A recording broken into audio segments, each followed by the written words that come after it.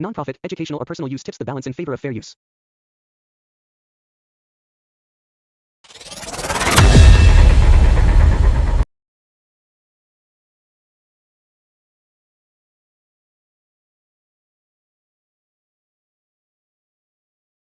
இப்ப episode 6 open பண்ணாக்கா, last எபிசோடுல நம்ம ஹீரோ அந்த மேன்ஷனுக்கு கூட்டு வந்த பிறகு, வைஸ் கேப்டன் கீழ போயிட்டு நம்ம டியூஸ் சொல்லிட்டு இருக்காப்ல, வைஸ் கேப்டன் மிஷன் முடிச்சாச்சு அப்படின்னு சொல்லிட்டு, எனது அண்ணனே போயிட்டு ஒருத்தர் எஸ்கார்ட் பண்ணி கூட்டு வராங்களா? அப்படியேப்பட்ட ஆள் யார் வந்திருக்காங்க? அப்படின்ற மாதிரி கேட்க, அந்த இவங்க கான்கொஸ்ட்க்கு போறதா வந்து ஒரு 2 வாரத்துக்கு முன்னாடி முடிவு பண்ணி வச்சிருப்பாங்க. ஆனா அந்த 2 வாரத்துக்கு ஒத்தி போடல அப்படின்னு சொன்னதுக்கான காரணமே வந்து நம்ம ஹீரோ வரான்றதுக்காக தான். வைஸ் கேப்டன் தான் சொல்லிட்டு இருக்காப்ல, யாரோ அவரோட பெனிஃபேக்டராமா கவுண்ட் பலாட்டின்னு சொல்லிட்டு அவரு வராருன்னு சொல்லி தான் அந்த மாதிரி பண்ணாருன்ற மாதிரி சொல்ல, என்னது கவுண்ட் பலாட்டியாவான்னு அந்த பொண்ணு ஆச்சரியப்படுறா. ஏன்னா அவளை காப்பாத்துறதும் நம்மால் தானே. அப்ப அப்படி நம்ம ஹீரோவை காட்டுறாங்க. அவன் 2 ரெக்வஸ்ட் வச்சிருப்பால. செகண்ட் ரெக்வஸ்ட் வந்து அவன் ஒரு ட்ரெஷர் தேவைப்படுது, அது கடனா தான் தேவைப்படுது, நான் திருப்பி தந்துடுறேன், அதை வாங்கி தர முடியுமா அப்படின்னு கேட்கறான். இந்த ரெக்வஸ்ட் வந்து ஏன் அவன் தயங்கி கேட்கறான் அப்படின்னா, இதை ட்ரெஷரிலேருந்து எடுக்கணும்னா ராயல் ஃபேமிலிக்கு இவன் கடன் பட்ட மாதிரி ஆயிடும், அதை வந்து இவன் பண்ணுவானா, அது எனக்காக பண்ணுவானா, சரி இந்த மிஷனுக்காக தேவைப்படுதுன்றதுனால தான் நான் கேட்கறேன் அப்படின்னு சொல்ல, அவன் ஓகேன்ற மாதிரி சொல்ல வரும்போது அந்த நேரம் பார்த்து நான் திரும்பி வந்துட்டேன் மை லார்ட் அப்படின்னு சொல்லிட்டு ஈவன் வராப்புல. கரெக்டான நேரத்தில் வந்தப்பா இவன் அதெல்லாம் வந்து சிக்காம பதில் சொல்றதுக்குள்ள இவனோட மூட செட்டப் பண்ணி ஆகணும். அதுக்கேற்ற மாதிரி நான் சொன்ன விஷயங்களை வாங்கிட்டு அப்படின்னு சொல்லிட்டு ஏகப்பட்ட கிஃப்ட் எடுத்து குவிக்கிறாப்ல. இதெல்லாம் என்ன சார்ன்ற மாதிரி கேட்க, ஒன்னோட தம்பி உனக்கான கிஃப்ட் தான் இது அப்படின்னு சொல்லிட்டு இந்த அட்மாஸ்பியர் இம்ப்ரூவ் பண்ணி இவன் கிட்ட நல்ல பேர் வாங்கணுன்றதுக்காக நம்ம ஹீரோ ஏகப்பட்டதை எடுத்து வந்து வச்சிருப்பாப்ல. சரி கிஃப்ட்டை திறந்து பார்க்கல அப்படின்ற மாதிரி கேட்க, அது வந்து உங்களுக்கு மரியாதை கொடுக்குற மாதிரி இருக்காது, நான் தனியாக இருக்கும்போது பிரிச்சு பார்க்கணுன்ற மாதிரி சொல்ல, அட பாவி அதை பிரிச்சு பார்த்து சந்தோஷப்பட்டேன்னா நீ எனக்கான வேலைகளை செய்வேன்னு நான் பார்த்தேன், இவனடா வித்தியாசமான பதில்கள் சொல்லிட்டு இருக்கேன், ஒருவேளை என் கிஃப்ட் பிடிக்கலையோ அப்படின்ற மாதிரி யோசிச்சுட்டு இருக்கேன். அவன் சொன்ன வார்த்தைகளை யோசிச்சு பார்த்துட்டு இருக்கான். என்ன தைரியம் இருந்தா அவர் மேலே கை வைப்ப அப்படின்னு சொல்லிட்டு அவன் சந்தோஷப்படுறானா இல்ல உண்மையை ரெஸ்பெக்ட் பண்றானா, இந்த மாதிரி நிறைய டவுட்ஸ் நம்ம ஹீரோக்கு இருந்துகிட்டு தான் இருக்குது. அந்த ட்ரெஷர் எடுத்து தரதுல உனக்கு ஏதாவது பிரச்சனையாப்பான்னு கேட்டு முடிக்கிறதுக்குள்ள அதை நான் வாங்கி தந்துன்ற மாதிரி சொல்ல, தம்பி அது எந்த இடத்துல இருக்குன்னு கேட்டியாப்பா? ட்ரெஷரியில் இருக்குன்னு சொன்னீங்க, ராயல் ட்ரெஷரியில். ஆமா அது கஷ்டம் இல்லையா எடுக்கிறது, கொஞ்சம் கஷ்டம் தான், ஒரு வாரம் ஆகுன்ற மாதிரி சொல்ல, ஒரு வாரமா அப்படின்னு நம்ம ஹீரோ வந்து அது ஒரு சந்தேகமா கேட்டிருக்க மாட்டான், ஆச்சரியமா கேட்டிருப்பான். அதை வந்து டியூஸ் வேற மாதிரி எடுத்துக்கிட்டு என்ன பண்றானா, சரி ஓகே ராஜா கிட்ட பெர்மிஷன் ஆகுது, ஒரு வாரம் ஆகும், அண்ணன் ஸ்ட்ரைட்டா போயிட்டு ஒரு 50 பேர் அடிச்சு போட்டா இப்போ எடுத்துட்டு வந்துட்டு சொல்லி டே அவ்வளோ எக்ஸ்டென்ட் போத்தாவில்டா நீ, இவனடா இல்லைன்னு என்ன நிற்கிறாப்ல, இது ஜோக்கா இல்லை வேற சாதான்ற மாதிரி யோசிச்சுட்டு இருக்காப்ல. அது ஜோக் இல்லைன்றது அவன் மூஞ்ச பார்த்தாலே தெரியுது, சீரியஸாக சொல்லிட்டு இருக்கான். அவ்வளோலாம் பண்ண தேவையில்ல, நீ வந்து ப்ராப்பராக பெர்மிஷன் வாங்கித்தா அப்படின்ற மாதிரி சொல்ல, சரி நான் என்ன மெத்தடை பயன்படுத்தியாச்சு, நான் உங்களுக்கு உடனடியாக அதை பெற்று தரேன்ற மாதிரி சொல்லும்போது, பரவாயில்ல நம்மளை பற்றி பையன் கேர் பண்ணுறான், ஆனால் இது ஒரு மாதிரி ஓரா இருக்கேடா அப்படின்ற மாதிரி யோசிக்கிறாப்ல. அவனுக்கே வந்து ஆச்சரியமா இருக்கு, இந்த அளவுக்கு பாசத்தை அப்புறம் வச்சிருக்காரு. அதெல்லாம் முடிச்சுட்டு நம்ம ஹீரோ அவனும் வெளியே வரும்போது, பிரதர் அப்படின்னு சொல்லிட்டு அவனோட தங்கச்சி ஓடி வரா. என்னமா தங்கம் எப்படி இருக்கேன்னு சொல்லி நம்ம ஈவன் கேட்க, ஈவன் அவங்களும் சேர்ந்து கொஞ்சம் கலவிட்டு இருக்கும்போது, ஓ இந்த பொண்ணை தான் நம்ம ஈவனை காப்பாற்ற சொன்னல, பரவாயில்ல அவங்க வந்து நல்ல ரிலேஷன்ஷிப்போட இருக்காங்கன்னு நினைக்கும் போது சந்தோஷமா இருக்குன்ற மாதிரி பார்த்துட்டு இருக்கையில இதை பார்த்த டியூஸ்க்கு சுத்தமா பிடிக்கல போல. என்ன தைரியம் தான் ஏன் தங்கச்சி இன்னொருத்த தங்கச்சின்னு சொல்லுவான் அப்படின்னு சொல்லிட்டு அவன் பிரதர் கிடையாதுன்னு சொல்லி கையை பிடிச்சி ஒழிச்சிடறாப்ல. அவனுக்கு எந்த அளவுக்கு வந்து ஒரு மாதிரி அந்த பொசசிவ்னஸ்ன்னு பாருங்களேன். அவளை வேற யாரும் தங்கச்சின்னு கூட கூப்பிடக்கூடாதுன்னு சொல்லிட்டாப்ல. இவளை எப்படி தக்கட்டு தர போறானோ அதெல்லாம் ஒரு பிஸ்தா வரும் போல. இது பார்த்தோன்னே ஈவனுக்கு ஒரு மாதிரி சோகம் போயிடுது. ஆனா பாவிட என்ன இப்படி பண்றீங்க அப்படின்னு, ஆய முடுங்க மிஸ்டர் என்னோட தங்கச்சிக்கல பேசாதீங்க அப்படின்னு சொல்லி திடீர்னு பார்த்தா கட்டக்குறல பேசுறாப்ல. அந்த அளவுக்கு கடுப்பாயிடுறான் அவன், யாரு வகையில் நெருங்காதீங்க அப்படின்னு சொல்லிட்டு அவ்வளவு பாசத்தை வச்சிருக்காப்ல. சரி ஓகே இப்பதான் ஹீரோக்கு சில விஷயங்கள் வந்து புரிய ஆரம்பிக்குது. டியூஸ் ஏன் இவன் கிட்ட பாசமா இருக்கா அப்படின்னு சொல்லிட்டு, அது செய்தி அந்த பொண்ணை காப்பாத்தினால தான். அவளுக்கு வந்து அவன் அண்ணன் வந்துட்டு தான் இருக்கா, அண்ட் அவங்க அண்ணனுக்கும் அவன் ஒரு ஃபேமிலி தான், ஸோ காப்பாத்தினால தான் வந்து நன்றி கட்டனா இருக்கும் போல ஆளு. அப்படின்னா நான் என்ன சேனல் ஹெல்ப் பண்ண போல ஒரே குதூகலமா இருக்கு அப்படி நம்ம ஹீரோ ஒரு மாதிரி ஓவர் திங்க் பண்ண ஆரம்பிச்சிட்டு இருக்கும்போது, சரி ஓகே அடுத்ததான் என்ன பண்ணலாம் அப்படின்னு சொல்லி திங்க் பண்ணிட்டு இருக்கான். ஏன்னா அந்த கான்கஸ்ட்டை பத்தின யோசனைகள் போயிட்டு இருக்குது. அப்போ அந்த பொண்ணு வந்து பேசிட்டு இருக்கா, நீங்க தான் கவுண்ட் பலாட்டியோ அப்படின்னு, நீங்க தான் வந்து ஈவன் அண்ணங்களை சொல்லி நான் காப்பாற்ற சொன்னீங்களாமே அப்படின்ற மாதிரி கேட்க, ஆமா நான் தான் சொன்னேன், அப்படி வந்து காப்பாற்றன்னு வச்சுக்கிய நீ இறந்து போயிருந்தா உங்க அண்ணன் ஒரு கில்லிங் மிஷனா மாறி இருப்பாமா அப்படின்னு நம்ம ஹீரோ நினைச்சுக்கிட்டு இருக்காப்ல மனசுக்குள்ள. அந்த பொண்ணு அதுக்கு வந்து ரொம்பவும் நன்றி கடன் பட்டிருக்கேன், நீங்க தான் என்னோட ஃபேமிலி கூட திருப்பி சேர்த்து வச்சிருக்கீங்க அப்படின்ற மாதிரி சொல்லும்போது, அது எப்படின்னு நம்ம சொல்ல, ஒருத்தவங்களை நம்மள மனசார அப்படி பாராட்டும் போது அந்த சந்தோஷம் இருக்கு இல்லையா, அது வேற எதனாலையும் வந்து கொடுக்க முடியாது அப்படின்னு சொல்லி ஹீரோவோட அந்த மூடு வந்து டோட்டலா ஸ்விட்ச் ஆயிடுது. அப்படியே டியூஸோட மேன்ஷன்ல நம்ம ஹீரோ தங்கிட்டு இருக்கேன். ஒரு நாள் கழிச்சு பார்த்தா அவன் கேட்ட அந்த ட்ரெஷர் எடுத்தோன்னு குத்துருவானா, ஒரு நாள் தான் அதுக்குள்ள எப்ப குத்தன்ற மாதிரி கேட்கல, அதெல்லாம் ஒண்ணும் இல்ல சப்ப மேட்ரு சால்ட் வாட்டர்ன்ற மாதிரி சொல்லிருப்பாப்ல. ஆனா அதுக்கப்புறம் தான் ஈவன் சொல்லியிருக்கான் மாட்டேன்னா கிங் கிட்ட போயிட்டு எனக்கு அந்த ரிங்கு கண்டிப்பா தேவைப்படுதுன்னு சொல்லிட்டு சண்டை வச்சிருக்கான் போல. அந்த ஆளு வந்து சரி கொடுக்குறேன்னு ஒத்துட்டு இருப்பாப்ல. அப்ப செகண்ட் பிரின்ஸ் வந்து சிக்கத்தை கொடுக்கும்போது அவனுக்கு ஒரு 4 சாப்பா கொடுத்துட்டு அப்படியே ஒரு 3 நாள் வந்து நல்லா ப்ரிப்பரேஷன் பண்றாங்க. பண்ண பிறகு டியூஸோட அடியில வேலை செய்யறவங்க வந்து சோலார் எக்லிப்ஸ் நைட் அப்படின்னு சொல்லுவாங்க, அவங்களோட கேக் கூட்டிட்டு இப்ப படையை திரட்டிட்டு அந்த நார்த்தன் ரீஜன் தான் போயிட்டு இருக்காங்க 2 வாரம் கழிச்சு. அந்த இடத்துல இன்னும் டெரிபிளான நிறைய நியூஸ் எல்லாம் வந்திருக்கு போல. என்ன அப்படின்னா அந்த 4th ஸ்வாட நீங்க ஆல்ரெடி பாத்திருப்பீங்க, அவனை சாவடிச்சிட்டாங்க இல்லையா, அதே மாதிரி 2nd ஸ்வாட் ஒருத்தன் தான் போல, அவனையுமே சாகர் ஸ்டேஜுக்கு அடிச்சு விட்டாராமா. இதனால மீட்டிங் போட்டு மிச்சம் இருக்க யாருமே சண்டைக்கு போவானா, ரிட்ரீட் ஆயிட்டு போயிடலாம் அப்படின்ற மாதிரி சொல்றாங்க. ஏன்னா இவங்களோட கிரேட்டஸ்ட் ஸ்வாட் 2 பேரை அந்த நிலைமைக்கு புஷ் பண்ண ஒரு மான்ஸ்டர் கூட எப்படி சண்டை போறது அப்படின்னு சொல்லிட்டு அப்ப டியூஸ் எல்லாரும் அமைதிப்படுத்துறான். எல்லாரும் கடுப்பு இருக்கீங்கன்றது புரியுது. ஆனா கொஞ்ச நேரம் சாந்தமா யோசிச்சு பாருங்க, இந்த பிரச்சனை எப்படி சால்வ் பண்றதுன்னு சொல்லிட்டு ஃபியோலா அப்படின்ற அந்த அடி வாங்கின நைட் இருக்கான் பாத்தீங்களா, அவன் நின்று பேசிட்டு இருக்கான். இவனும் ஒன் ஆஃப் த கிரேட் ஸ்வாட் தான். டெல்மன் அந்த 3rd ஸ்வாட் அவனோட கையில ஃபர்ஸ்ட் செத்தானா, அது ஒரு மோசமான நியூஸ். அண்ட் 2nd ஸ்வாட் கிரியனும் பயங்கரமா வூண்ட் ஆயிட்டு இந்த பேஸ்ல உட்காந்துட்டு இருக்கான் போல. இப்போ இங்க இருந்து பார்த்தாலே அவங்களுக்கு தெரியுது அது எந்த அளவுக்கு பவர்ஃபுல்லான கிரீச்சர் அப்படின்னு சொல்லிட்டு. அண்ட் அதோட 100 சோல்ஜர்ஸ் ரொம்ப பவர்ஃபுல்லா இருக்கறனால இறந்து போனவங்க திருப்பி 100 வரும். அதனால ஆர்மியோட நம்பரும் ஜாஸ்தியா இருக்கு. இதனால இவங்களுக்கு ஏகப்பட்ட டிஸ்அட்வான்டேஜ் இருக்கறனால அவங்க ரிட்ரீட் பண்ணிட்டு போலாம்னு சொல்லி சண்டைக்கு யாருமே அங்க தயாரா இருக்க மாதிரி இல்ல. ஒருவேளை உண்மையாவே நம்ம ரிட்ரீட் பண்ணி பின்னாடி போயிடலாமான்ற மாதிரி தான் அந்த சியோலா பையன் சொல்லிட்டு இருக்கான். ஆனா டியூஸ் அதுக்கு இல்ல வேண்டான்ற மாதிரி பேசிட்டு இருக்காரு. திடீர்னு அங்க ஒரு ஸ்மோக் வருது. என்னடான்னு பார்த்தா யாரோ ஒருத்தர் உட்காந்து ஸ்வீட் போட்டுட்டு குக் பண்ணிட்டு இருக்கான். வேற யாரு, நம்ம ஹீரோ தான். அவங்க கிட்ட பேசுறான் டியூஸ் போகும்போது, டே முட்டாள் நாய்ங்களா, நான் தான் சொல்றேன் நான் பண்ண மாட்டேன் அப்படின்னு சொல்லிட்டு பார்பரன்ஸ் கூட சண்டை போட்டு இதெல்லாம் என்னால பண்ணிட்டு இருக்க முடியாது, சும்மா நோய் நோய் நோய் நோய் இருக்காதீங்க அப்படின்னு அங்க ஒரு பொண்ணு கத்தவும், எங்க இன்னொரு வாட்டி பண்ணுங்க ப்ளீஸ்ங்கன்ற மாதிரி சொல்ல கிங் ஆர்டர் போட்டதுனால தான் பாத்தீங்கன்னா இந்த மாதிரி ப்ளூ மாஸ்டரோட வைஸ் மாஸ்டர் அமுச்சு விட்டுருப்பாங்க. ஆனா அந்த பொண்ணு நெக்கில் பிடிச்சவன்றது நமக்கு தெரியும் இல்லையா, அவ எல்லாருக்கும் நெக்கில் தான் பேசிட்டு இருக்கா. அப்போ டியூஸை பார்த்தோன்னே என் வழியை விட்டு வேலைக்கு போட விளக்கண்ணான்னு சொல்லிட்டு அவனை வார்டன் கூட கன்சிடர் பண்ணாம பேசிட்டு இருக்கல. அவனுக்கு பின்னாடி ஒரு பர்சனை பாப்பா, அவனோட கொலையை நடுங்கி போயிடும். யாரான நம்ம ஹீரோ கவுண்ட் பலாட்டியோ நீங்க என்ன பண்றீங்க அப்படின்னு சொல்லிட்டு அவ வாய்ஸ் திக்கும் பாருங்க. டியூஸே ஆச்சரிய போடாப்ல, இந்த பொண்ணு சரியான நெக்கில் பிடிச்சதாச்சே, இந்த பொம்பளை எப்படி இவ்வளவு ரெஸ்பெக்ட்ஃபுல்லா பேசுது அப்படி. ஹாய் ப்ளூ டவர் மாஸ்டர், நீங்க என்ன பண்ணிட்டு இருக்கீங்க, ரூமர்ஸ் எல்லாம் ட்ரூ தான் போலியே, நீங்களும் இந்த பேட்டிலுக்கு ஜாயின் பண்ணிருக்கீங்களா அப்படின்னு நம்ம ஹீரோ கேட்க, ஆமாங்க இங்க ஒரு மெடிசன் நாங்க மென்ஷன் பண்ணியிருந்தோம், அது ஸ்டாக் இல்லைங்க, அதை ப்ரிப்பரேஷன் பண்றதுக்கு கொஞ்சம் டைம் ஆகும், அந்த டைம் கொடுத்தீங்கன்னா நல்லா இருக்கும்னு சொல்லிட்டு அவங்க சோல்ஜர்ஸ் கிட்ட சொல்ல வேண்டிய இன்ஃபர்மேஷன்லாம் ஹீரோ கிட்ட சொல்லிட்டு இருக்காங்க. ஸ்வீட் பொட்டேட்டோ வர குத்துட்டான் போல, அதை வேற பயந்துகிட்டே சாப்பிடுறாங்க. ஆஹா இந்த லேடி அந்த மெடிசன் செஞ்சு கொடுத்தா நமக்கு ஹெல்ப்ஃபுல்லா இருக்குமே அப்படின்னு ஹீரோ மனசுக்குள்ள நினைக்கும் போது, நீங்க கவலையப்படாதீங்க நான் சீக்கிரம் செஞ்சு கொடுத்துறேன். சாரி மேடம், ஆக்சுவலி நீங்கள் அந்த போர்ஷன்ஸ்லாம் விற்கிறேன்னு சொன்னீங்க இல்லையா, அது கொஞ்சம் பேமெண்ட் ஹைன்னு நினைக்கிறேன், எங்களை அவ்வளோ காசு இல்லைங்கன்ற மாதிரி சொல்லும்போது, பேமெண்ட் பற்றி பிரச்சனை இல்லைங்க, ஒரு போர்ஷனுக்கு ₹1 கொடுத்தா போதுங்க அப்படின்ற மாதிரி சொல்ல, இது என்னடா புது கதையாகுதுன்னு அவ கூட வந்த ஆட்கள் அப்படியே ஆச்சரியப்படுறாங்க. ஏன்னா அவ எவ்வளோ பிடிச்ச நெக்கில் பிடிச்சோன்றது தெரியும். டவர் மாஸ்டர் கீழே அப்படி தான் பேசுவோம். ஆனால் அப்படியாப்பட்ட பொண்ணு இங்கே ஒரு சாதாரண கவுண்ட் கிட்ட பம்பிட்டு பேசுறது மட்டும் இல்லாமல் லோ பிரைஸுக்கு ஒரு ப்ராடக்ட் விற்கிறேன் அப்படின்ற மாதிரி சொல்றா. 1000-1500 கோல்டுக்கு விற்பாங்க போல.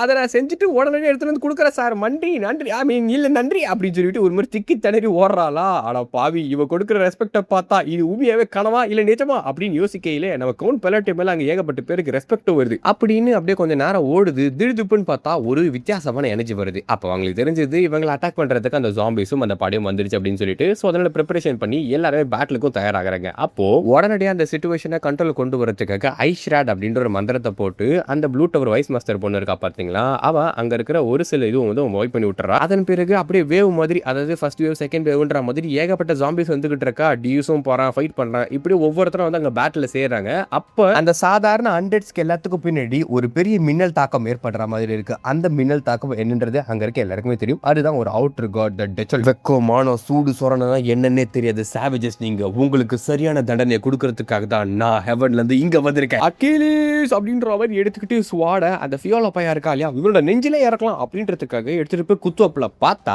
அது லேசா ஒரு ஸ்கிராட்ச் கூட போட, லைட்டா கூட பெனிட்ரேட் ஆகாது. உங்கள மாதிரி கோழைங்களுக்கு ஹானரபிளான டெத்னா என்னன்னு தெரியாத மாதிரி நான் சாவடிக்கிறேன் அப்படின்னு அந்த 4th sword, one of the greatest swordsman சொல்லப்படுற அவனை சிங்கிள் ஸ்ட்ரைக்ல தலையை துண்ட வெட்டி போட்டுரும் அந்த அவுட்டர் காட். அங்க இருக்கிற எல்லாருக்கும் ஒரு மாதிரி கொலை நடுங்கி போயிடுது. என்னடா இவன் இவ்வளவு பவர்ஃபுல்லா இருக்கா அப்படின்னு சொல்லிட்டு. அப்போ ஊர்த்துலஸ் கிரேட் காட் ஆஃப் டியூவல் காலிகனோட சமர்ப்பணத்துக்கு உட்பட்டு பலாட்டியோனா ஒரு சீக்ரெட் ப்ராமிஸ் பண்ற, என் கூட டியூவல் பண்ணுங்க, ஒத்தை கொத்த சண்டை வாங்க, பேபிலியனோட சண்டைக்கு நான் ரெக்வஸ்ட் பண்றேன் அப்படின்னு என்னென்னோ வார்த்தைகள் விடுவாப்ல நம்ம ஹீரோ.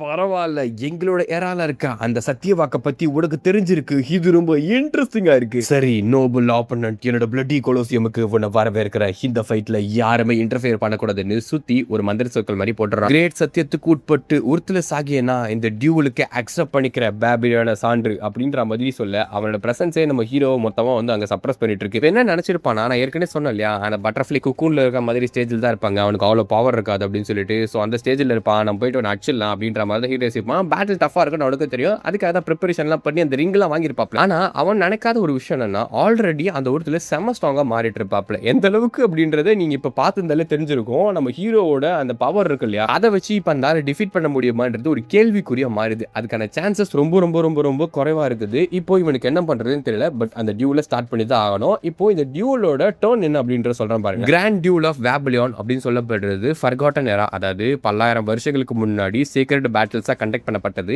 அதோட ரூல்ஸ் ரொம்ப சிம்பிள் தான். டர்ன் பை டர்ன் விளையாடு. உங்கள் ஆப்போனன்ட் உங்களை அடிக்கிறாங்கன்னு வச்சுக்கோங்களேன், நீங்கள் அந்த இடத்துல டாச் பண்ணக்கூடாது. அந்த அட்டாக்கை ஸ்ட்ரைட் டு ஸ்ட்ரைட் வாங்கிக்கணும். அந்த அட்டாக்கை வாங்கிட்டு உங்களால் சர்வே பண்ண முடியுது அப்படின்னா செகண்டா நீங்கள் ஒரு அட்டாக்கை கொடுக்கணும். அப்போ அந்த அட்டாக்கை அவங்க டாச்சும் பண்ணக்கூடாது. இங்கே டிஃபென்ஸ் அட்டாக்கு எந்த ஸ்பெல் யூஸ் பண்ணக்கூடாது. அதாவது உங்களுக்கு புரியுற மாதிரி சொல்லணும். நீ என்ன பஞ்ச் பண்ண வரான்னு வச்சுக்க, நான் டிஃபென்ஸும் பண்ண மாட்டேன், அஃபென்ஸும் பண்ண மாட்டேன், அப்படியே ஸ்ட்ரைட்டாக நின்று அதை வாங்கிக்குவேன். அதே மாதிரி நான் உன்னை திருப்பி பஞ்ச் பண்ண வருவேன். அப்போ நீ அஃபென்ஸ் டிஃபென்ஸ் எதுவும் பண்ண முடியாது, நீ அந்த ஸ்பெல் ஸ்ட்ரைட்டாக வாங்கிக்கிறோம். இப்படி வாங்கிட்டு கடைசியாக யார் நிற்கிறாங்க அப்படின்றது தான் வந்து வின்னரு. இப்போ நம்ம ஹீரோ என்ன பண்ண போறோம் அப்படின்றது மட்டும் பாருங்க. ஆக்சுவலி ஒரு விஷயம் என்ன அப்படின்னா, அஃபென்ஸ் டிஃபென்ஸ்ன்ற மாதிரி போகும். ஒருத்தன் அஃபென்ஸ் பண்ணானா இன்னொருத்தர் டிஃபென்ஸ் பண்ணணும், இன்னொருத்தன் டிஃபென்ஸ் பண்ணணும், இன்னொருத்தன் அஃபென்ஸ் பண்ணணும். நம்ம ஹீரோக்கு நல்லாவே தெரியும், சாதாரண ஷீல்டு எல்லாம் போட்டா அப்படின்னா அது வந்து வேலைக்கே ஆகாது அப்படின்னு சொல்லிட்டு, அதனால அவன் இருக்கிறது ஹை கிளாசிஃபைடு மந்திரத்தெல்லாம் போட்டுட்டு இருக்காப்ல. அது எல்லாமே அந்த எதிர வர ஆட்டலோட அந்த அட்டாக் இருக்கு இல்லையா, அதுல இருந்து உயிரை காப்பாத்திக்கணுன்றதுக்கு மட்டும்தான். ஏன்னா அவனால அதை ஃபுல்லா இது பண்ண முடியாது தெரியும். ஸோ அவங்க கிட்ட இருக்கிறதுல ஒரு கிரேட்டஸ்ட் டிஃபெண்ட் வைப்போம். அந்த இடம் ஃபுல்லா பத்தின உடஞ்சு போயிட்டு அப்படியே அந்த புகெல்லாம் கலையும் போது அதை சர்வே பண்ணானா இல்லையான்னு சொல்லி எல்லாரும் பார்க்கும்போது ஃபைனல் நம்ம ஹீரோ சர்வே பண்ணியிருப்போம். அவன் ஒரு ரிங்கு கேட்டிருப்பா இல்லையா, அதுக்கான காரணம் என்ன அப்படின்னா, இவன் என்னதான் டிஃபென்ஸ் ஸ்பெல் வச்சாலுமே அவனை வந்து செத்துருவான்றது நல்லாவே தெரியும். ஆனா அந்த ரிங் வந்து சாகர ஸ்டேஜுக்கு முன்னாடி கொஞ்சம் ஹெச்பில இருந்து வச்சிருக்கோமா, அதனால அதை வாங்கி வச்சிருப்பான். அண்ட் அந்த பொண்ணு ஒரு போர்ஷன் செஞ்சு கொடுத்துருப்பா இல்லையா, போர்ஷன் ஆஃப் எக்ஸ்பெலன்ஸ் அப்படின்னு சொல்லுவாங்க. அப்புறம் ரெமிட்டேஷன் போர்ஷன் அப்படின்னு சொல்லிட்டு 2 போர்ஷன் இருக்கு.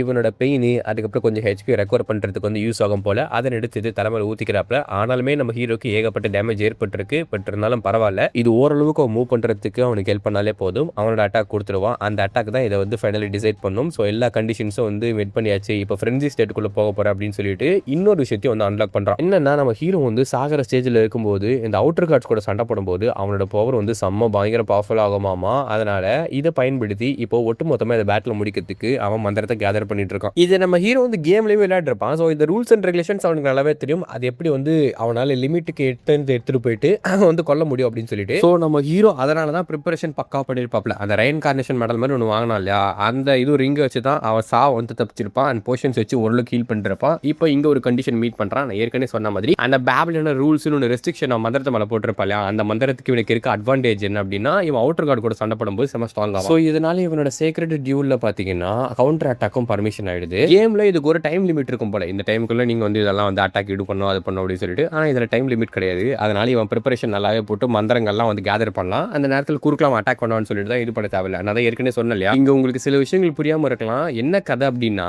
அவன் நம்மள பஞ்ச் பண்ண வரும்போது டாச்சும் பண்ணக்கூடாது, டிஃபென்ஸும் போடக்கூடாது, அட்டாக்கும் போடக்கூடாது சொன்னால. ஆனா ஹீரோ அங்க டிஃபென்ஸ் ஸ்பெல் போட்டிருப்பான். அது என்ன கதைன்னு கேட்டீங்கன்னா, அவன் டிஃபென்ஸ் ஸ்பெல் வந்து வெளியே ஷீல்டு மாதிரி போடல, அவனோட பாடிக்குள்ள என்ஹான்ஸ்மெண்ட் பண்ணிக்கிறாப்ல. இப்போ டோட்டலா ஒரு எக்ஸ்பிளனேஷன் கொடுக்கணும் அப்படின்னா, நீங்க என்ன பஞ்ச் பண்ண வரீங்க, நான் முன்னாடி கை வச்சு பண்ணனா அது டிஃபென்ஸ் சொல்லுவாங்களா, ஆனா கை வச்சு பண்ணாம என் மூஞ்சில குத்துன்னு என் மூஞ்சை காமிச்சிட்டு என் மூஞ்சில இருக்க மசில்ஸை மட்டும் ஸ்ட்ராங்கா அப்படியே கிரிப்பா வச்சுக்கணும் அப்படின்னா அந்த அட்டாக்கோட பவர் லைட்டா குறைக்கலாம் இல்லையா, அந்த மாதிரி தான் ஹீரோ அவனோட அந்த பாடியை லைட்டா என்ஹான்ஸ் பண்ணிருப்பான். அது மூலமா அந்த அட்டாக்கை வாங்கி ஆகிற ஸ்டேஜுக்கு தள்ளப்படும் போது அந்த ஆர்டிஃபெக்ட் சப்திருப்பான். ஸோ இப்போ புரிஞ்சுதா என்ன கதை அப்படின்னு சொல்லிட்டு. ஏன்னா அதுல இருந்து வேற எந்த ரூல்ஸும் கிடையாது. இதுதான் பேசிக்கான ரூல்ஸே. ஒருத்த அட்டாக் கொடுக்கணும், அதை நீ வாங்கிக்கணும், நீ அட்டாக் கொடுப்ப அதை வாங்கிப்பான். இப்போ கான்ஸ்டன்ட் ஓப்பன் பண்ணதுனால அவனோட ரெஸ்ட்ரிக்ஷன்ஸ் வச்சு அவன் மந்திரத்தை போடுறான். பின்னாடி ப்ளூ ஐ ரெட் ஐ சொல்லி 2 ஐ வருது. அது நம்ம ஹீரோக்கு தெரிஞ்சிருக்க இல்லைன்னு தெரியல. ஏன்னா அது அதர் வேர்ல்ட் பவர் மாதிரி தான் நமக்கு வந்து காமிக்கிறாங்க. அப்படியே இந்த உலகத்தோட அந்த ரூல்ஸ் இருக்கு இல்லையா, அதை பெண்ட் பண்ண ஆரம்பிக்கிறாப்ல. நான் ஏற்கனவே சொன்ன மாதிரி இந்த மேஜிக்கோட மெயினான கோலே வந்து இப்போ லைட்னிங்னா இப்படிதான் அட்டாக் பண்ணணும்னு இருக்கும் இல்லையா,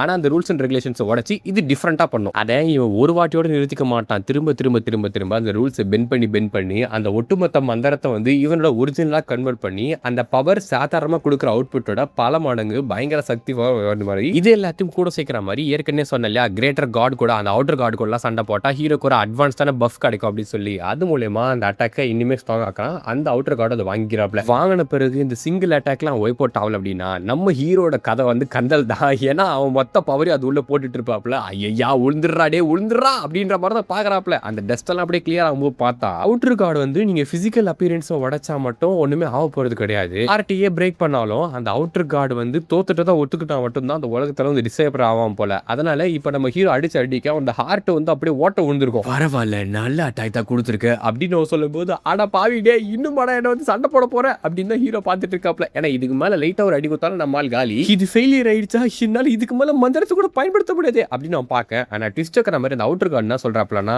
இது அவரோட ஆசையா இருக்கும்னு நினைக்கிறேன். அவரோட ஆசையை நீ இன்ஹெரிட் பண்ணிருக்கியா, உன்னால இப்ப அதை பண்ண முடியும் நினைச்சதே ஒரு ஆச்சரியமா தான் இருக்கு அப்படின்னு உட்காந்துக்கிட்டு அந்த அவுட்டர் கார்டு சிச்சுக்கிட்டே வந்து பேசுறாப்ல. இது ஒரு ரொம்ப ஹானரபிளான பேட்டில், நோபல் வாரியர், நீ ப்ரௌடா ஃபீல் பண்ணு. என்னடா தலைவன் வந்து மறைஞ்சு போறா, ஓ ஜாலியா ஜிம்கானான்ற மாதிரி ஹீரோ மனசுக்குள்ள குதூகலமா குதிச்சிட்டு இருக்கே இல்ல. அந்த பிளாக் திங்ஸும் ப்ளூ திங்ஸும் சேர்ந்து என்ன பண்ண போகுதுன்றத பொறுத்து இருந்தா பார்க்கணும்னு நினைக்கிறேன்னு அந்த அவுட்டர் கார்டு வித்தியாசமான வார்த்தைகளை பேசி இந்த பேட்டில் நான் தோத்துட்டேன், அதனால என் தோல்வி ஒத்துக்கிட்டு இதோட பவர் உனக்கு தரேன், இதை நீ நல்ல வழியில பயன்படுத்து, இதை நீ வச்சுக்கோ. நோபல் வாரியர் ஃபர்கட்டன் காட்ஸோட கெஸ்டரை பத்தியோ அவங்களோட பேட்டில பத்தியோ சீக்ரெட் ஆர்ட்ஸ் பத்தி தெரிஞ்ச உனக்கு அவரோட வில்ல இன்ஹெரிட் பண்ணிருக்க. அப்பனா இந்த உசர்பர்ஸ் இந்த செயினை பிரேக் பண்ணி இந்த இடத்துக்கு வரும்போது என்னோட பேரை கூப்பிட்டு, என்னோட உண்மையான பேரை கூப்பிடு, இந்த சுத்தி இருக்க பொய்யான பேர்களை கூப்பிடாத, என்னோட உண்மையான பேர் என்ன அப்படின்னா த காட் ஆஃப் கேயோஸ் அப்படின்னு சொல்லி அங்கிருந்து அப்படியே மறைவாப்ல. அதாவது இவர் சொல்றதை நம்ம டீகோட் பண்ணோம் அப்படின்னா இந்த உலகத்துல வேற ஏதோ ஒரு விஷயம் வரப்போகுது, அப்படி அந்த விஷயம் வந்து உனக்கு ஹெல்ப் தேவைப்படுதுன்னா என்னோட ட்ரூ நேம் கூப்பிடு, என்னோட ட்ரூ நேம் வந்து ஒருத்தலஸ் கிடையாது, காட் ஆஃப் கேயோஸ் அப்படின்னு சொல்லிட்டு ஹீரோ ஆபத்துல இருக்கும்போது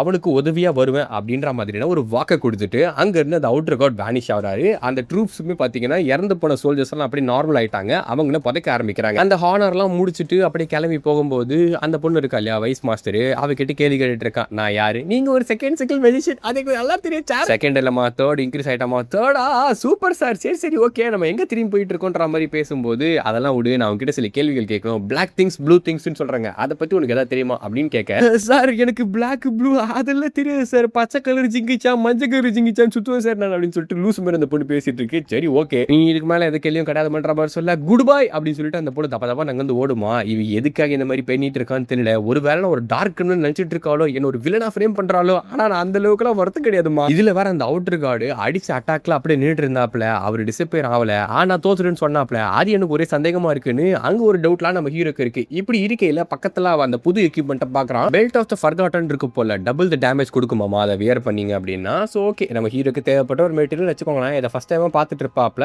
இதை வச்சு நம்ம எதனா டிஸ்கவர் பண்ண முடியுமான்ற மாதிரி யோசிக்கிறான். அப்போ டியூஸ் என்ட்ரி ஆகிறாப்ல, என்ன ஆச்சு அந்த மேஜர் நெக்கெல்லாம் போனாலே அவளை போயிட்டு அடிச்சு விட்டு வந்துருவா, உங்களுக்கு மரியாதை கொடுக்க மாட்டேன்ற மாதிரி சொல்லி, டே இது சீரியஸா பேசிட்டா சிரிப்புல தரமா பட்டுன்னு சொல்லி எனக்கு புரியவே இல்லடா, வாடா விட்டுறாடே. சில நாட்கள் போகுது, ஒரு 2 வாரம் கழிச்சு அந்த கிட்ராமுக்கு அதாவது கேலிபனோட கேபிட்டலுக்கு திரும்ப வந்து சேர்றாங்க. வந்த பிறகு பார்த்தீங்கன்னா கேஸ்டலுக்கு போயிட்டு அவனோட ரிப்போர்ட்டை கொடுத்து நார்த் எக்ஸ்பெடிஷன் சக்சஸ்ஃபுல்லா முடிஞ்சிச்சு, அவுட்டர் கூட டிஃபீட் பண்ணிட்டான்றது ஊர் ஃபுல்லா பரவ ஆரம்பிக்குது. நம்ம ஹீரோவும் கிளம்ப வேண்டிய நேரம் வந்துருச்சு, எல்லாருக்கும் குட் பை சொல்லிட்டு இருக்காப்ல, ஏகப்பட்ட கிஃப்ட் வேற கொடுத்துருப்பாப்ல ராஜா. ஆகா கஷ்டப்பட்டு இருக்கேன் எனக்கு கண்ணா லட்டு திங்க ஆசையா அப்படின்னு சொல்லி ஆட்ல வர மாதிரி ஆயிடுச்சுன்னு ஹீரோ நினைச்சு சந்தோஷமா இருக்கேன். டியூஸ் ஒரு கேள்வி கேட்பான், நானும் ஸ்ட்ராங் ஆக முடியுமா அப்படின்னு சொல்லிட்டு. என்னடா அவன் கேட்டுட்டு இருக்கான் கேள்வியை, ஏற்கனவே நீ சைக்கோ தரமா தான்டா இருக்க, என்னதான் அவுட்டர் காட்ஸ் அப்படின்னு சொல்லிட்டு காட்ஸ் பவர் வந்து இம்மெஷரபிளா இருந்தாலும் இந்த 5 கிரேட்டர் சின்ஸ் அவங்களுக்கு ஈக்குவலான பவரை கொண்டவங்களாமா, அதனால அவங்களோட டேலண்ட் இன்னும் ஃபுல்லா அவைக்கன் ஆவலனாலும் இவங்க ஒரு காலத்துல டிசாஸ்டர் இருந்தவனுங்க தான். டியூஸ் வந்து பயங்கரமான ஸ்வாட்ஸ்மேன்ஷிப் ஸ்கில் வச்சிருக்கான், இவன் இன்னும் கொஞ்சம் நாள்ல வந்து இந்த உலகத்திலே செம ஸ்ட்ராங்கஸ்டான ஸ்வாட்ஸ்மேனா மாறிடுவான் அப்படின்ற மாதிரி சொல்லிட்டு, நீ ஹார்ட் ஒர்க் பண்ணனா கண்டிப்பா உன்னால ஸ்ட்ராங் ஆக முடியும்னு ஒரு சின்ன மோட்டிவேஷன் டிப் கொடுப்பாப்ல. சரி அதை நினைச்சலாம் வருத்தப்படாத, நான் இங்க கிளம்புறேன் அப்படின்னு போகும்போது, ஐயா ஒரு நிமிஷம் இல்லைங்க, நீங்க ஏன் அப்படி பண்றீங்க, ஏன் எனக்கு வந்து ஆர்டர் கொடுக்க மாட்டீங்க, ரெக்வஸ்ட் கேட்குறீங்க அப்படின்னு கேட்கல, ஒரு ஃபேமிலி மெம்பருக்கு யாரா வந்து ஆர்டர் கொடுப்பா, இப்போ நான் தங்கச்சிக்கலையோ இல்ல தம்பிக்கலையோ பேசுறேன்னு வச்சுங்களேன், டே எனக்கு கொஞ்சம் தண்ணி எடுத்துக்கூடான்னு சொல்லுமே தவிர தண்ணி எடுத்துக்கூட அப்படின்லாம் ஆர்டர் போட மாட்டோம், ஃபேமிலிக்கு யாரும் ஆர்டர் கொடுக்க மாட்டாங்க நான் சொல்றேன். ஆனா ஏறி உட்காந்து பெருகு ஹீரோ கதறி கதறி அழுகுறாப்ல, அட பாவி உனக்கு ஸ்பான்சர் பண்ணது ஹிட் மோட்டிவ்ஸோட நினைச்சிட்டு இருக்கேன், ஆக்சுவலாவே அதுதான், பட் இருந்தாலும் அப்படி நினைச்சது எனக்கு ஒரு மனவர்த்தமா இருக்கு அப்படின்னு சொல்லி கதறி கதறி அழுதுட்டு இருக்கான். ஒரு புள்ளைய வளர்க்கறது எவ்வளவு கஷ்டமா இருக்கு, நமக்கே எடுத்து பேசுது பாருங்க ஜென்ஜி கிட்ஸாமா அப்படின்னு சொல்லி ஒரு மாதிரி மனவர்த்தமா பேசிட்டு இருக்கையில கட் பண்ணி அன்னைக்கு ராத்திரி நம்ம டியூஸை காட்டுறாங்க. அவன் உட்காந்து நாம இவருக்கு பட்ட கடனை திருப்பி அடைக்கலாம்னு பார்த்தாக்கா இவரு நம்மள கடங்காரனாவே மாத்திட்டு இருக்காரு, ஏகப்பட்ட ஃபேவர் நமக்கு பண்ணிட்டே இருக்காரு, ஏகப்பட்ட கிஃப்ட் வேறு கொடுத்துட்டாரு, அந்த ஒரு இன்ஸ்பிரேஷன் எடுத்துட்டான் போல. நம்ம ஹீரோ போட்ட மந்திரங்கள்லாம் பார்த்தா அந்த மாதிரி இமிட்டேட் பண்ணிட்டு இருக்கான், கையில வச்சு ஆட்டி ஆட்டி நல்லா இருக்கே, என்னாலே வந்து மேஜிக் யூஸ் பண்ண முடியும்னு நினைக்கிறேன், அவரை மாதிரி யூஸ் பண்ண நல்லா இருக்குன்ற மாதிரி யோசிச்சுட்டு அப்புறம் அவன் சொன்ன வார்த்தை அந்த ஃபேமிலி மெம்பர் அப்படின்னு இதெல்லாம் மைண்டுக்குள்ள போயிட்டு ஒரு மாதிரி புள்ள வந்து ஹாப்பி ஆகிறாப்புல. பார்க்கும்போது டியூஸ் ஃபர்ஸ்ட் டைமா சிரிக்கிறது நினைக்கிற சந்தோஷமா இருக்குது.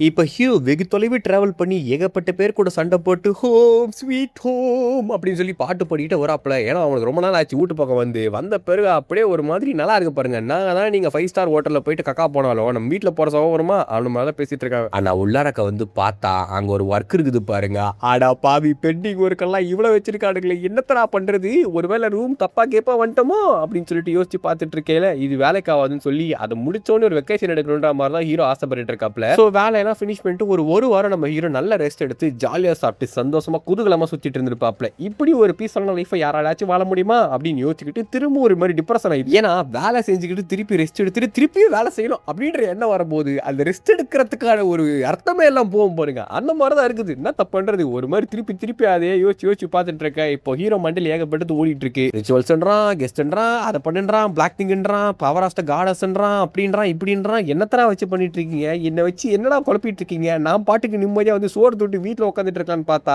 அந்த ஆள் ஏகப்பட்ட கேள்விகளை மண்டைக்குள்ள எழுப்பிட்டு போயிட்டாப்ல. இன்னொன்னவோ சொல்றான் ஃபர்காட்டன் காட் அப்படின்னு சொல்லிட்டு. அது யாருன்னு எனக்கு தெரியாது, என் கொள்ளு தாத்தா பேர் கேட்டாலும் எனக்கு தெரியாது. அவன் ஃபர்காட்டன் காடை பத்தி பேசிட்டு இருக்கான். அண்ட் அவன் ட்ரூ நேம் பத்தி சொல்லிட்டு போயிட்டான். அண்ட் கேம்லயுமே அவுட்டர் கார்டை டிஃபீட் பண்ண அந்த மாதிரி எவாபரேட்லாம் ஆக மாட்டாங்களாமா. இது ஒரு மாதிரி டிஃப்ரெண்டா இருக்கு, எப்படிதான் வானா அப்படின்னு யோசிச்சுட்டே இருக்கையில இது எல்லாமே மைண்டுக்குள்ள ஒரு கேள்வியா இருக்கே தவிர அந்த ப்ராப்ளம்ஸ்க்கு எந்த ஒரு சொல்யூஷன் ஒன்று கிடைக்கிற மாதிரி தெரியல. ஆனா ஹீரோக்கு இருக்க ஒரே சின்ன அட்வான்டேஜ் என்னன்னா அவுட்டர் கார்டு வரும்போது அந்த இடத்துல ஒரு வார்னிங் சிம்பிள் மாதிரி அந்த காப்ளின்ஸ் வந்துச்சுல அந்த மாதிரி வருவாமா. அதுக்கேற்ற மாதிரி அவன் ப்ரிப்பரேஷன் பண்ணிக்கலாம். அதனால தான் அவனுக்கு இப்போ பெருசா ஸ்ட்ரகிள்ஸ் இல்லாத மாதிரி ஃபீல் பண்ணிட்டு இருக்கான். கஹாலா அப்படின்ற ஒரு இடத்த பத்தியுமே சொல்லியிருப்பாங்க. கஹாலான்றது ஒரு ஃபர்காட்டன் சிட்டி. ஆமா, அது ஒரு ட்ரெஷர் சிட்டின்னு ஏதோ சொல்லிட்டு இருக்கானுங்க. அந்த சிட்டிக்கு போகணும்னு சொல்லி தான் நம்ம ஹீரோக்கு இப்போதைக்கு ஆசை இருக்கு. ஆனா அந்த சிட்டியை இன்னுமே டிஸ்கவர் பண்ணல. அப்படி டிஸ்கவர் பண்ணாதான் அதுல இவனுக்கு தேவையான சில விஷயங்களை ஆப்டன் பண்ண முடியும்னு யோசிக்கும் போது கவுண்டை வெளியே நல்லா குழுன்னு இருக்கு. மேஜிக்னாலயா எதனா போட்டு விட்டீங்களா அப்படின்ற மாதிரி யோசிக்க, ஆமாப்பா நான் தான் ஐஸ் மேஜிக் யூஸ் பண்ணிட்டு இருந்தேன்ற மாதிரி சொல்லும் போது, ஐயா உங்களுக்கு ஒரு இன்ஃபர்மேஷன் சொல்லதான் வந்தேன், என்ன சொல்றது, ஒரு ஹிடன் சிட்டியை டிஸ்கவர் பண்ணிட்டாங்க, பேர் கொலோனியா அப்படின்ற மாதிரி சொல்ல, எனக்கு கொலோனியில ஒரு ஹிடன் சிட்டி வந்துடுச்சாமா அப்படின்னு யோசிச்சுட்டு நம்ம ஹீரோ பார்க்கையில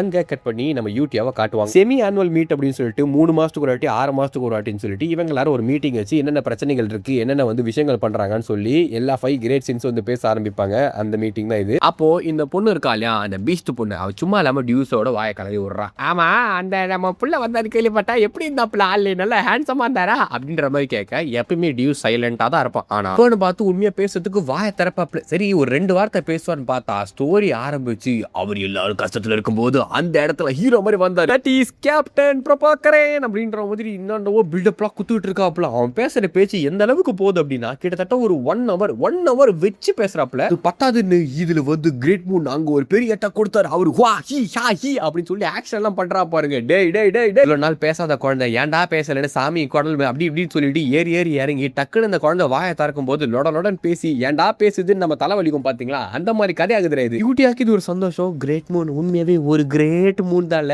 அப்படின்ற மாதிரி அவர் மாதிரி ஃபேஸ் வச்சிருப்பா பாருங்க. எப்பா டே விடுங்கடா என்ன சாமி, என்ன மீட்டிங் முடிச்சு விடுங்கடா. எப்பயுமே 10 நிமிஷத்துல முடிகிற மீட்டிங் இன்னைக்கு மட்டும் 2 மணி நேரத்துக்கு ஓட்டிருக்கானுங்களாமா. அப்படி சொல்லும் போது நமக்கு கேட்க எப்படி இருக்கு, அவனுங்க உட்காந்து பேசிட்டு இருப்பாருங்க. அப்புறம் நம்ம ஹீரோவை கட் பண்ணி காட்டினா அடுத்த நாள் ஏகப்பட்ட கிஃப்ட் குஞ்சு கிடக்குது. என்ன தால திரும்பி ஆரம்பிச்சுச்சா அப்படின்ற மாதிரி பார்க்க இதை வச்சு ஒரு மேன்ஷனே வாங்கிடலாம் போல. ஆளுக்கு இன்னென்ன டெரிட்டரியில இருந்தோ என்னென்னவோ கிஃப்ட் அனுப்புறானுங்க. எல்லாமே வேல்யூபிளான ஐட்டம்ஸ் தான். இது எதுக்கு அனுப்புறாங்கன்ற ரீசன் நமக்கு ஆல்ரெடி தெரியும். அவங்க எல்லாம் ஃபேக்ஷன் சேரணும்னு ஆசைப்படுறாங்க. ஆனா ஹீரோ அதெல்லாம் ஏன் தராங்கன்னு தெரியாம வாங்கி வச்சுக்கிறா. ஓ சில வருது வாங்கி வச்சுக்க, ஓ சில வருது வாங்கி வச்சுக்க அப்படின்னு சொல்லிட்டு அவனோட மைண்ட்ல என்ன இதுக்கான ரீசனா தோணுது அப்படின்னா, டியூஸ் கூட நம்ம பேசினதுனால நமக்கு நல்ல கனெக்ஷன் இருக்கு அப்படின்னு சொல்லி நம்ம கூட எல்லாரும் கனெக்ஷன் மிங்கிள் பண்ணுறதுக்காக தான் இதை அனுப்பியிருக்காங்க அப்படின்னு சொல்லிட்டு ஒரு வாரம் போகுது. இனிமே கிஃப்ட் ஸ்டாப் ஆகல. டியூஸ் நீ உண்மையாவே நல்ல பையன்டா, நீ ஒரு நல்ல பையன்டா, ஆமா உன்னாலதான் எனக்கு இவ்வளவு லாபங்கள் வந்துகிட்டு இருக்கு அப்படின்னு ஹீரோ மனசுக்குள்ள நினைச்சுக்கிட்டு இருக்காப்ல. ஆனா எதுக்காக என்ன கான்டாக்ட் பண்ணவே இல்லை, இவ்வளவு பாசக்கார பையனா இருந்துகிட்டு. அதுக்கெல்லாம் காரணம் யூடியா தான். ஒரு 1 month லேட்டருமே அந்த கிஃப்ட் வந்துகிட்டு தான் இருக்கு. இதுக்கு இல்லையா சார் ஒரு எண்டு, இதுக்கு இல்லையா சார் ஒரு எண்டுன்னு சொல்லிட்டு அது கிஃப்ட் வைக்கிறதுக்கு இடம் இல்லை போல. அப்படியே போகுது. நாட்கள் போக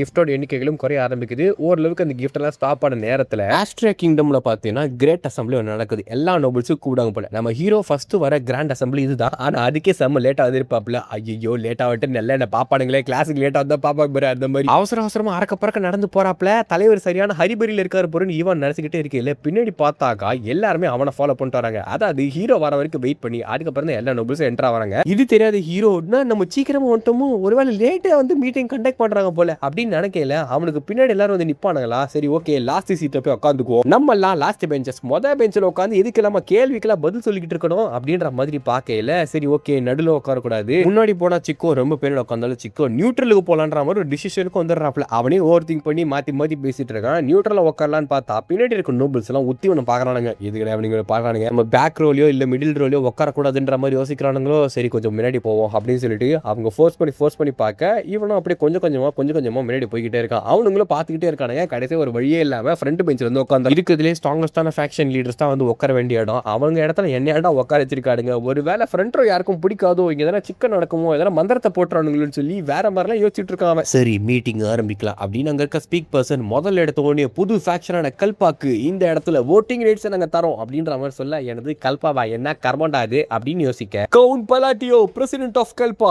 நீங்க இப்ப பேசலாம் அப்படின்னு சொல்ல, இன்னது கல்பாவோட கேப்டனா என்னடா கர்மாந்திரம் பிடிச்சவனுங்க பேசிட்டு இருக்கீங்க. திரும்பி பார்த்தா ஆல்டி அக்கௌண்ட்டும் அந்த ஜெனை அக்கௌண்ட்டும் சேர்ந்து அப்படின்னு சொல்லிட்டு ஒரு சிரிப்பாக போறீங்க. நீங்க தான் எங்களோட லீடரே அப்படின்னு. அது ஜெனையாக்கு ஆல்டியா ஒரு ஃபாக்ஷன் உண்டாக்கிட்டானுங்களா, அதுக்கு கல்பாடு பேர் வச்சிருக்கானுங்களா, அதுல என்ன பிரசிடென்டா போட்டிருக்கானுங்களா, இதுக்கு ஓட்டிங் ரேட்ஸ் இருக்கான்னா எழுந்து பேசணும். ஓ மை காட் அப்படின்னு சொல்லிட்டு ஹீரோட மண்டைக்குள்ள அடுத்து ஏகப்பட்ட நியூஸ் வந்துகிட்டு இருக்கு. அவன் ஒரு மாதிரி டிப்ரெஷன் ஸ்டேஜுக்கு போயிடுறாப்ல. இதே என்னமோ புரட்சி தலைவர் மாதிரி பின்னாடி இருக்கானுங்களா, ராஜாவின் பார்வை ராணியின் பக்கம்னு அவன் திரும்பி அங்க பொண்ணுங்களை பாக்குறான்னு யோசிச்சுட்டு இருக்கானுங்க. ஆனா தலைவன் ஒரு மாதிரி அங்க டிப்ரெஷன்ல இருக்காப்ல. அப்படி கட் பண்ணி நம்ம ஹீரோ ஃபைட் பண்ணிட்டு வந்த ஒரு இடம் இருக்கு இல்லையா, அந்த ஃபைட்டிங் சீக்வன்ஸ் எல்லாம் எவனோ ஒருத்தன் பார்த்துட்டு இருக்கான். இன்ட்ரெஸ்டிங், இந்த ஸ்டேஜ் அவன் ரீச் பண்ணிட்டான்னா ரொம்ப இன்ட்ரெஸ்டிங். எவனோ ஒருத்தன் அவன் கொல்றதுக்கு பிளான் போட்டான் போல. ஆனா ஹீரோ ஆல்ரெடி சாவர கண்டிஷன்ல இருக்க மாதிரி தான் பேசி வச்சுட்டு இருக்காப்ல. எதுக்குடா சம்பந்தமே இல்லாம பண்றீங்க. அதுக்கு ஒரு டைட்டில் வச்சிருக்கான் இந்த கதைக்கு வந்து, எப்படின்னே தெரியாம உலகத்துல மிகப்பெரிய வில்லன் ஃபேக்ஷனுக்கு நான் ஒரு தலைவனா மாறிட்டேன், இது ஒரு ஆச்சரியம் அப்படின்னு